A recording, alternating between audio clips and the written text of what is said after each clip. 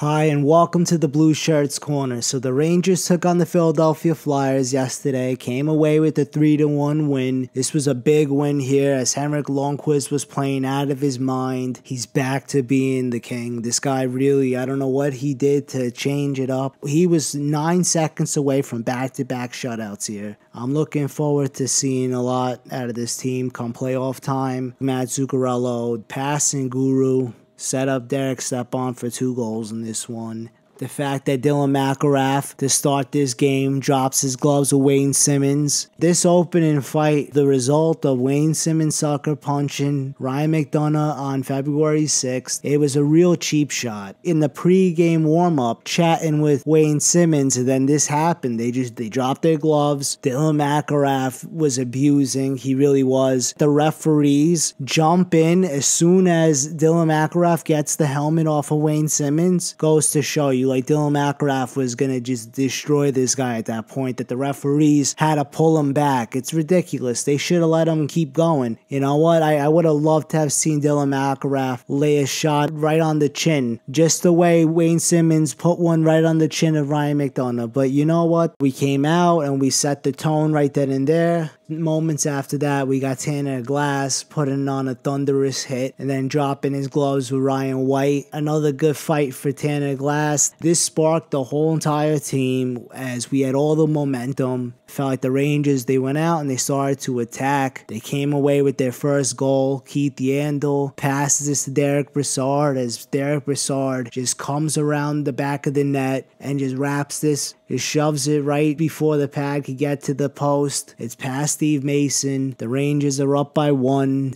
I felt like we were doing this for Ryan McDonagh. Felt like the defense was really working out there. We were taking care of business. Lundqvist making some ridiculous saves. Just about playoff time. We're about a month away, and Henrik Lundqvist looks like he's ready. It was a scoreless second period, but the Rangers, about 10 minutes into that third period, the Rangers get on the board again to make this a 2-0 game. As Matt Zuccarello, when I say it, this guy is insane. With this no-look pass behind him, finds Derek Stepan as Derek Stepan scores his 100th career goal. A beautiful finish. He had a wide-open net. It was on some Brian Leach fashion there. A little over 3 minutes after that, the Flyers take a penalty. Rangers are up on the power play after Chris Kreider was hauled down on a potential breakaway. And then here we are again with Zuccarello making this ridiculous pass to Derek Stepan, where Derek Stepan was just about in the same spot and fires this just right under the crossbar. It's past Steve Mason. The Rangers are up 3-0 now. And I'm thinking, we have gotten our payback. The Rangers have stuck it to the Flyers, and I'm loving it. It's Valentine's Day. The Rangers were able to hold the Flyers scoreless, and somehow, you know what, Braden Shen, with about 10 seconds left in the game, he winds up picking up a rebound, and he gets this past Lundqvist, as Lundqvist could have had the shutout. It disappoints because Henrik Lundqvist played out of his mind, and the Rangers, it felt like we were really working as a team. We had good team defense out there. We were blocking shots, we were clogging up lanes, we were trying to really get a shutout here for Henrik Lundqvist. But you know what? I hope that Henrik Lundqvist comes out in the next one and he continues right where he left off, and hopefully we get a shutout in the next one. We'll be seeing the Chicago Blackhawks now on Wednesday as we're still in Madison Square Garden.